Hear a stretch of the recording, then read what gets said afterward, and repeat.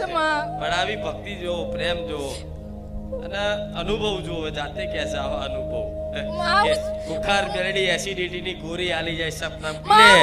હું અહીંયા લાવવાનું ભૂલી ગઈ છું. હું જ્યાં બેઠી છું ને ત્યાં મારા પર્સમાં એ ગોળી છે જ. હું અહીંયા લાવવાનું ભૂલી ગઈ અને હું કેટલા ટાઈમથી વિચારતી હતી જ્યારે હું મારી સાથે મારું વાત કરીશ, મારું સપનું કહીશ, હું આ ગોળી બતાવીશ. પણ માં ખબર નહીં હું ત્યાં પર્સમાં ભૂલી ગઈ છું. નહીં તો હું બતાવત કે માં આ સેમ કન્ટેન્ટ મેં બે લીધી છે. જ્યારે મને દુખે ત્યારે હું એકમાંથી ખાઈ લઉં અને એક મેમરીઝ માટે મારી માડીએ મને આપી છે.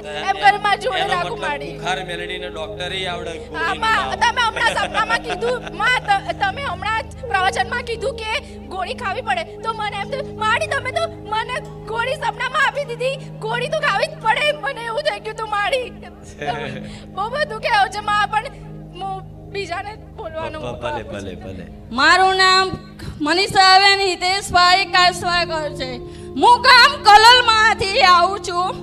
પહેલી વાર આવી છું ને મારો અનુભવ તમને કહું છું કે હું તમને આયા પહેલા મેં જાણ્યું, મનમાં માનતા રાખી કે મારા ફોટે શક્તિમાની લીલી ચૂંદડી અને માં મારી આજે ચૂંદડી તું પહેરી નાઈ માં, અને મારી શક્તિ કબૂલ કરી કે મારા કુળદેવીની શક્તિ છે માં. અને બે તારા કુડોવે હોબરી તું કે માં તારા માનતા રાખવી હોય તો કુળદેવી માગજે માં. અને મેં આજે તને કુળદેવી માની લીધી મારી માં. તે મને શક્તિ મારી આલી પાછી માં.